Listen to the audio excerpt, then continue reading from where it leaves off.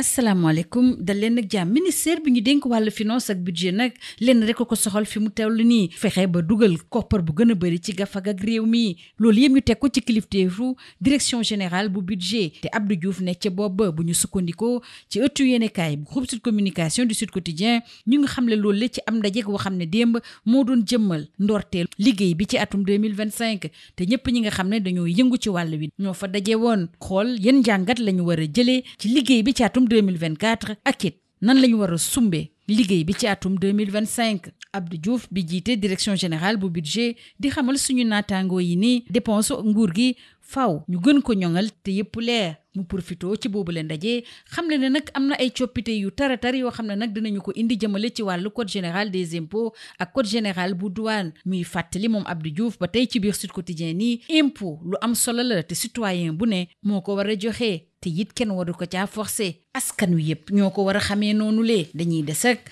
méngaleeg jamono bi nga xam ne moom la waa DGID soobu fi mu toll nii ak l'enquête ñuy dellu si nag ci jumtukaay bu yees bi nga xam ne nag mooy xeex ñëpp ñi nga xam ne dañoo war a fay l'impôt te joxe bu ñu ko ak it bu ñuy def seen déclaration mu bañ a jaar yoon DGID ci loolu lee wàññam ci am yëpp nga xam ne ñoo jëm ci wàllu suuf waajal na bu baax a baax kayit yi nga xam ne moom lañu war a jébbal ñooñu lee ngir ñu mën a fay l'impôt ci suñu réew bu yeboo rek ñëpp pare xam ne danañu fay l'impôt kii artu mooy Le Quotidien muy xamle ne direction générale des impôts et domaines ci atum 2025 bi nag dafa bugg dugal ci gafagaam li ñetti téeméeri junni milliards yu teg fukk ak ñeent ci kopparu CFA mu nar a ëpp li nga xam ne moom la dugaloon ci gafagaam ci at bi ñu weesu li waral loolu yépp nag directeur général bu impôt di ko xamal Le Quotidien mooy jafe-jafe yi nga xam ne moom la ñuy dund ci wàllu koom-koom ci jamono ji ñu des ak mbir moomulee ak waa l'info ndax coppite yi nga xam ne moom la ministère des finances et du budget amal ci wàllu l'impôt yi nee nañu mucc ayib la ndax dañoo bëgg soppi gis-gisu citoyen bi jëmale ci wàllu l'impôt yi waa DGID it utit yeneen i pexe ngir gën a yokk seen koppar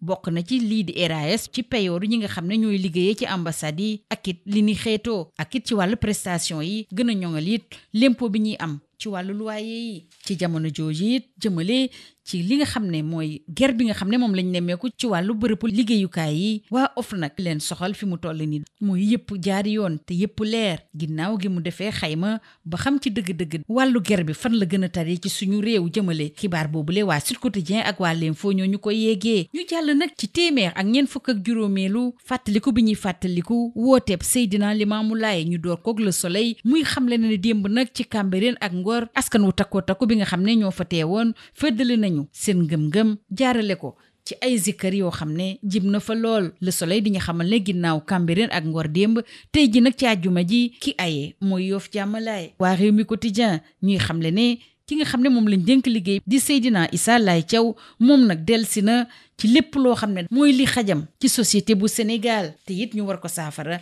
ni mu gën a jàmpee ndax mi ngi soññ ci biir Sud Quotidien kilifa yi ñu jël mesure yu war ngir lépp loo xam ne day ñëw xajamal déggoo bi nga xam ne moo am suñu réew ñu jël ci ay pexe Le Sud Quotidien di ci feelu loolu le suñu naataangoo bi di xamle ne nag laayee ni li leen gën a soxal fi mu toll nii mooy Sénégal nekk benn bopp ñu bañ koo xar ñaar ci jamono jooju nag l'accident yu tar yi nga xam ne moo am ci tali yu Sénégal yi moo ëlëm Le Mandat ak Vox Populi Le Mandat di xamle ni tali yi si boppam li muy rotal ci ay bakkan jéggi na dayoo suñu naataangoo yi di ñu xamal ne ginnaaw l'accident bu métti bi nga xam ne moo amoon ci Ila Touba bi ci wetu Bombay ci talaata gi ñu weesu nag am na beneen l'accident boo xam ne moo am démb ci wetu Kër Jafe juróom-ñaari bakkan rotaat ci ginnaaw niñ ko ñaawloo nag suñu naataangoo yi ne faaw ñu sàq ciy pexe ci jamono jooju Les Échos di ñu waxtaane mbirub Lat Diop moom mi nga xam ne nag démb la ko juge doon déglu ci li nga xam ne moom la ñu teg ci ndoddam waaye nag weddina tuuma ba mu set wecc indi nag ay firnde yu leer a leer jaarale ko ci ay këyit yoo xam ne moom la amee woon li ko gën a métti nag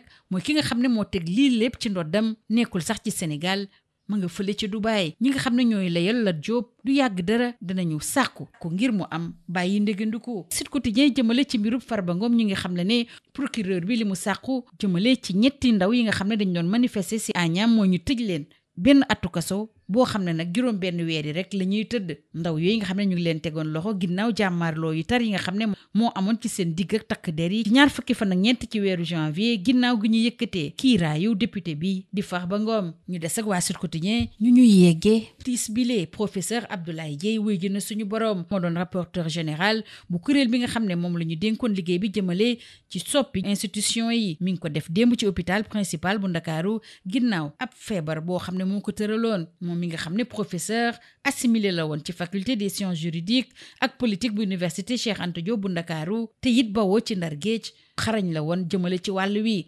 xarañteefam it la woon na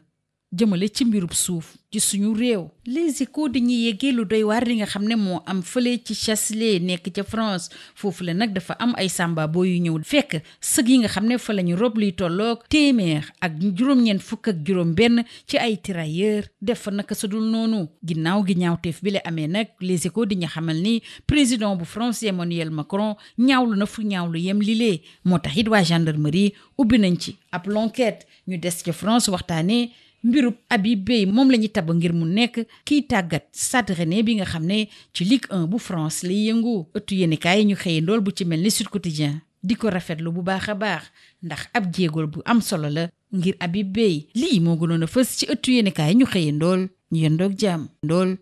Bonjour, le ministère des Finances et du Budget entend s'activer de manière encore plus dynamique pour améliorer la mobilisation des ressources. Une information relayée par Sud Quotidien, selon qui, sous la conduite de la Direction générale du budget dirigée par Abdou Diouf, un atelier de lancement de la gestion 2025 a réuni l'ensemble des acteurs de l'exécution budgétaire afin de partager les enseignements clés de la gestion 2024 et d'identifier les axes d'amélioration pour 2025. Et le directeur général du budget, Abdou Diouf, de déclarer ce qui suit, je cite, « Il va falloir qu'on rende la dépense publique beaucoup plus flexible et transparente dans son exécution. » Abdou Diouf qui annonce par ailleurs que des réformes fortes sont envisagées en ce qui concerne le Code général des impôts et le Code général des douanes pour porter cette ambition d'améliorer la mobilisation des ressources. Et il rappelle que l'impôt, c'est d'abord un acte de citoyenneté, un consentement volontaire encadré par les pouvoirs publics et il faut que tous les citoyens puissent comprendre cette dimension de l'impôt. Restons avec la modernisation de la DGID avec cette fois-ci l'enquête qui signale que la traque continue et de relever cette nouvelle application pour lutter contre les sous-déclarations et le non-paiement de l'impôt. La DGID a bouclé le recensement des propriétés foncières et prépare les avis d'imposition pour les assujettis. Tout le monde à la caisse, écrit le quotidien, avec la Direction générale des impôts et domaines qui veut collecter 3014 milliards de francs CFA, soit une hausse de 584 par rapport à l'année dernière. Tout le monde est mis à contribution, rapporte le confrère, qui indique que le directeur général des impôts justifie la situation par le contexte économique incertain. Ainsi, le contribuable va consentir des efforts pour permettre à l'État de disposer de son budget. Toujours selon le confrère, le personnel soignant va payer plus d'impôts ainsi que les consommateurs d'alcool et les bailleurs. Restons avec ces réformes qualifiées d'audacieuses du ministère des Finances avec l'info. Le ministère veut tout simplement explorer de nouvelles niches fiscales telles que la RAS sur les salaires de personnel local des ambassades et organisations assimilées ainsi que sur les prestations et sur les loyers, au moment où l'OFNAC s'engage à débusquer les niches de corruption pour assainir le secteur, informe l'info. Et selon Sud Quotidien, l'OFNAC entend à travers une cartographie des vulnérabilités à la corruption identifier les niches de corruption dans l'administration du travail afin de rendre ce secteur plus transparent, a déclaré hier jeudi 30 janvier son président Serigne Bassirou Gueye. Intéressons-nous au 145e anniversaire de l'appel de Seydina Limamou Laye avec la résonance éternelle et la foi immaculée, rapporte Le Soleil, qui relate cette atmosphère de dévotion hier à Cambérène et à Ngor. Et ce vendredi, c'est Yof Laye qui prend le relais. Et d'après Sud Quotidien, le coordonnateur de l'appel de Seydina Limamou Laye, Seydina Issa Laye, invite les Sénégalais à l'entente et la concorde. Les Sénégalais doivent s'unir pour maintenir la cohésion nationale.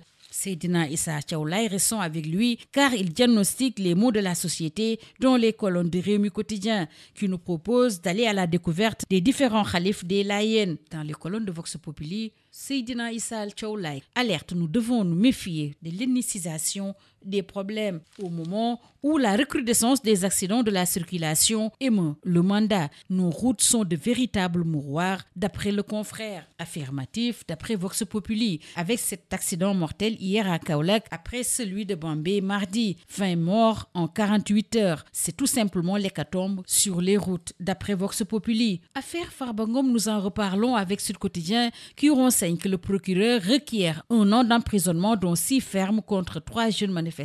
de Agnam. Manifestants qui ont été arrêtés le 24 janvier dernier à la suite des échauffourées qui ont opposé des jeunes aux forces de l'ordre durant de vives manifestations sur la route nationale 2. Ceci après la levée de l'immunité parlementaire du député Farba Ngom. Entendu au fond hier, Lat Diop démonte tout document à l'appui d'après les Échos. Il déplore l'absence de son accusateur qui a préféré rester à Dubaï. Il dément avoir acquis une ville en France et jure être inconnu du fichier immobilier français. Le confrère de signaler qu'une demande de liberté provisoire sera bientôt déposée. L'ancien rapporteur général de la Commission nationale de réforme des institutions, professeur Abdoulaye Dieye, a tiré sa révérence. Il est, d'après Sud Quotidien, décédé hier, jeudi 30 janvier, à l'hôpital principal de Dakar, à la suite d'une courte maladie. Professeur assimilé à la faculté des sciences juridiques et politiques de l'université Cheikh Anta Diop de Dakar, le natif de Saint-Louis était un brillant constitutionnaliste